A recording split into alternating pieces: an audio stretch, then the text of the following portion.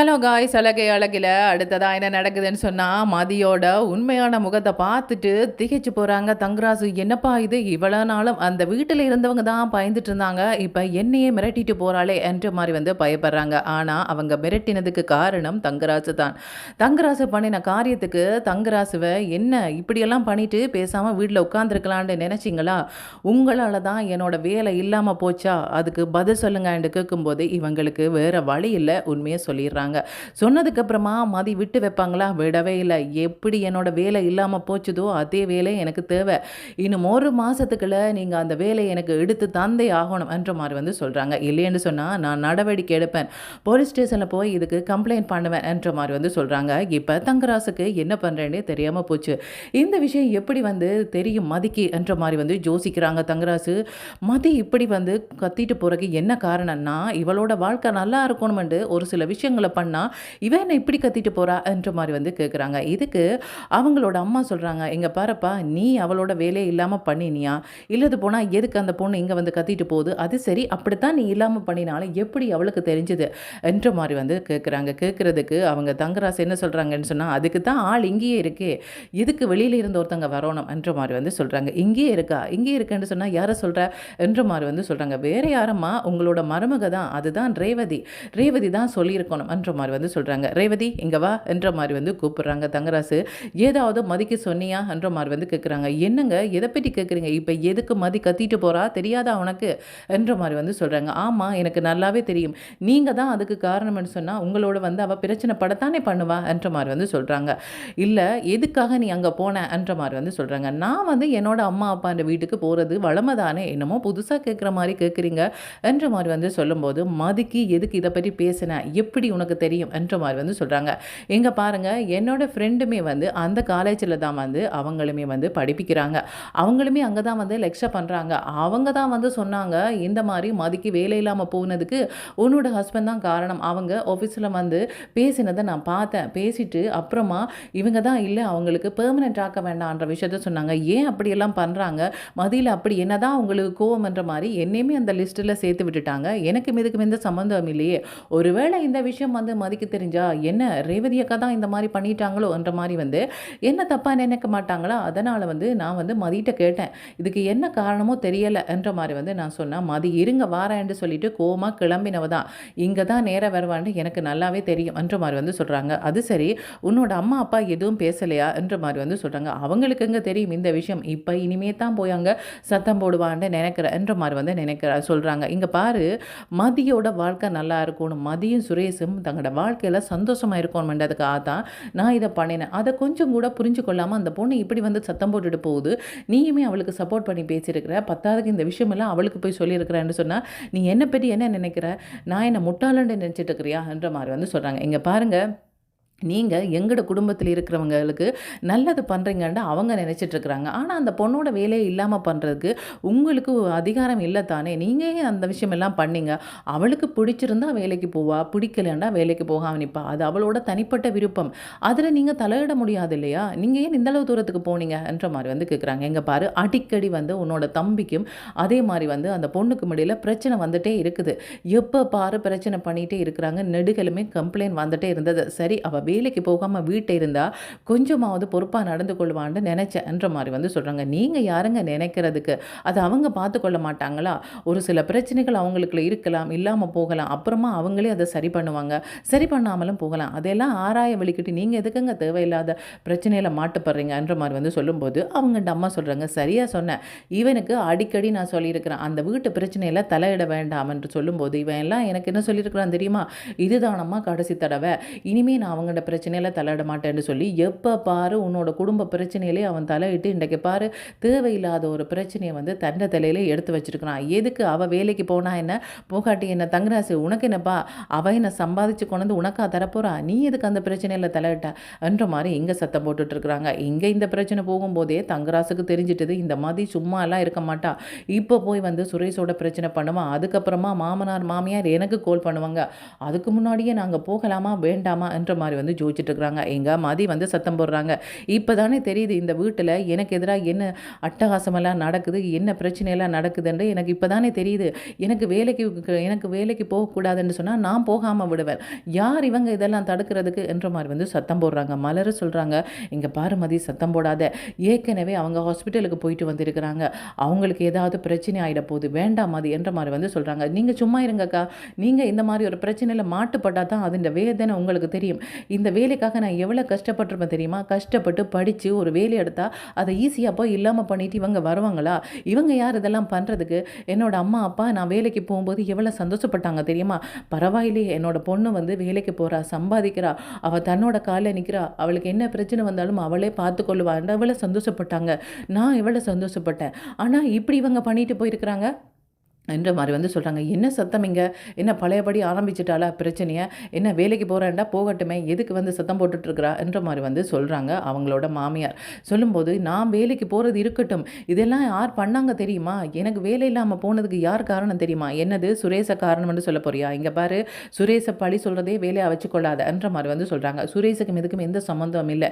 எப்போ பார்த்தாலும் சுரேஷையே நான் பழி சொல்லிட்டு இருப்பேன்னு நீங்கள் நினைக்காதீங்க. அவங்களே ஏதாவது தப்பு இருந்தால் தான் நான் அந்த மாதிரி சொல்லுவேன். சுரேஷுக்கும் இதுக்கும் எந்த சம்மந்தமும் இல்லை. ஒருவேளை சுரேஷ் சொல்லித்தான் இவங்க எல்லாம் இதை பண்ணாங்களோ தெரியல. உங்களோட மருமகன் தான் இந்த வேலையை பண்ணியிருக்கிறாங்க, உங்களோட மகள் தான் எனக்கு வந்து சொல்லிட்டு போயிருக்கிறாங்க. இப்போ அவங்கள்ட வீட்டை போய் பிரச்சனை பண்ணிட்டு தான் நான் வரேன் என்ற மாதிரி வந்து சொல்கிறாங்க.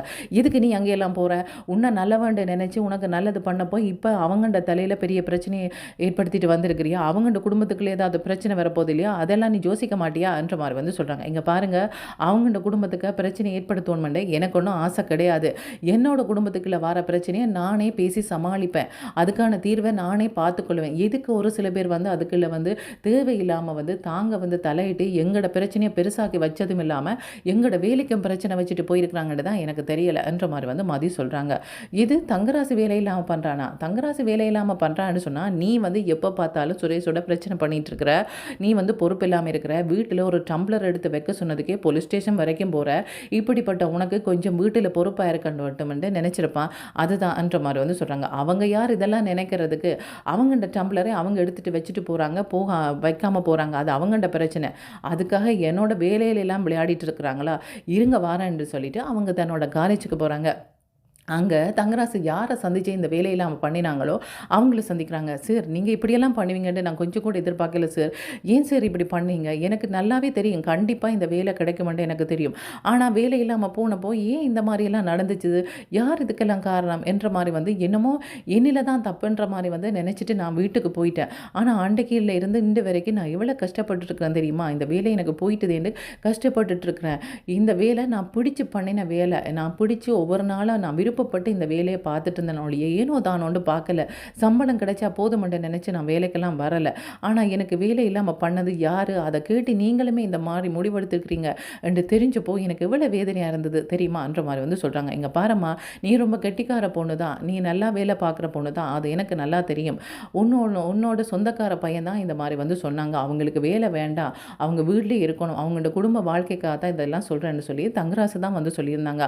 அவங்க சொன்னால் நீங்கள் கேட்குறதா? நீங்கள் என்னோட வேலையை பற்றியெல்லாம் யோசிச்சிருக்கணும். சம்மந்தமே இல்லாத ஒருத்தங்க வந்து எப்படி இதெல்லாம் சொல்லலாம்? அதுக்கு என்னென்று நீங்கள் வந்து சம்மதிச்சிங்கன்ற மாதிரி வந்து கேட்குறாங்க. தப்பு தானம்மா, என்ன பண்ணுறது? தங்கராசு வந்து இந்த மாதிரியான விஷயத்தை கேட்காட்டி ஏதாவது இந்த பிரச்சனையை பெருசாக்குவாங்க வாங்கவங்களோட நினச்சேன்ற மாதிரி வந்து சொல்கிறாங்க. அவங்க என்ன பெரிய பிரச்சனை ஆக்குறது? நான் வந்து இந்த பிரச்சனையை பெருசாக்கியே தீருவேன். எனக்கு வேலை திரும்ப வந்து கிடைக்கலைன்னு சொன்னால் கண்டிப்பாக இந்த பிரச்சனை பெருசாகும் என்ற மாதிரி வந்து சொல்கிறாங்க.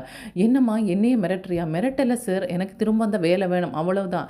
வேலை கிடைக்கலைன்னு சொன்னால் நான் போலீஸ் ஸ்டேஷனில் போய் கம்ப்ளைண்ட் பண்ணுவேன் என்ற மாதிரி வந்து சொல்கிறாங்க. இதுக்கப்புறமா சுரேஷோட பேசுகிறாங்க.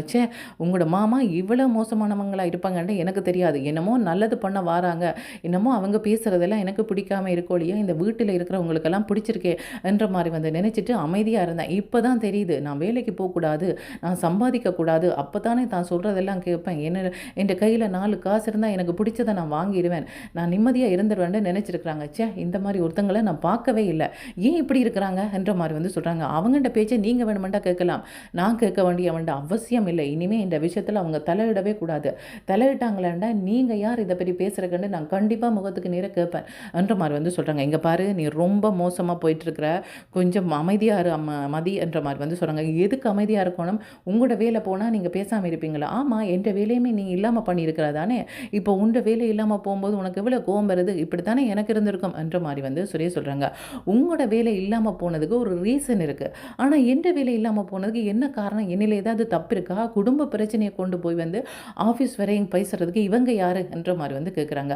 ஆமாம், நீயும் குடும்ப பிரச்சனையை போலீஸ் ஸ்டேஷன் வரையும் கொண்டு நான் அங்கே ஒர்க் பண்ணுறேன்னு தெரிஞ்சே பிரச்சனையை பெருசாக்கினா இல்லை என்ற மாதிரி வந்து சொல்கிறாங்க. அப்படின்னு சொன்னால் அவங்களோட சேர்ந்து நீங்களும் தான் இதை பண்ணீங்களா என்ற மாதிரி வந்து சொல்கிறாங்க.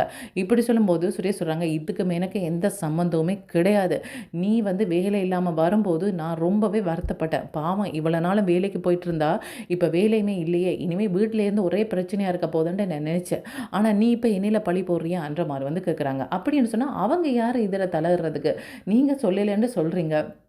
அப்படி இருக்கும்போது எதுக்காக அவங்க அங்கே போனாங்க என்ற மாதிரி வந்து சொல்கிறாங்க. இப்போ தானே எனக்கு புரியுது, எதுக்கு எடுத்தாலும் நான் எதிர்த்து பேசுகிறேன், நான் சம்பாதிக்கிறேன் என்ற மாதிரி வந்து நினச்சிட்டாங்க போல இருக்குது. அதுதான் இவன் சொல்லு கேட்குறா போல இல்லை என்ற மாதிரி வந்து நினச்சிட்டு இப்படி ஒரு முடிவு எடுத்துருக்குறாங்க.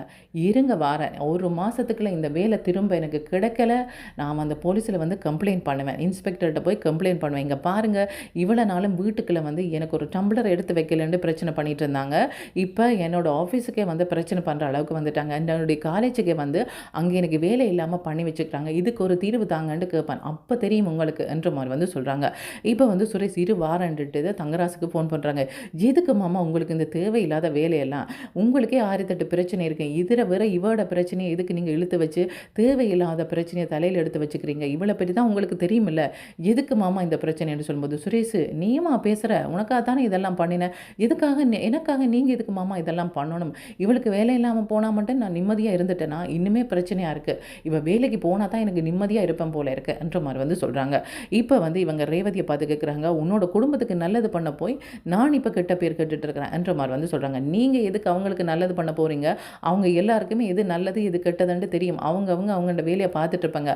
என்னோட அம்மா அப்பா ஏதாவது கேட்டால் அவங்களுக்கு நீங்கள் வேணுமெண்டா ஹெல்ப் பண்ணுறேன்டா ஹெல்ப் பண்ணுங்கள். மற்றபடி சுரேஷுக்கோ மதிக்கோ மலருக்கோ அதே மாதிரி வந்து பாக்கியராஜுக்கு ஹெல்ப் பண்ண வேண்டிய அவசியம் இல்லை.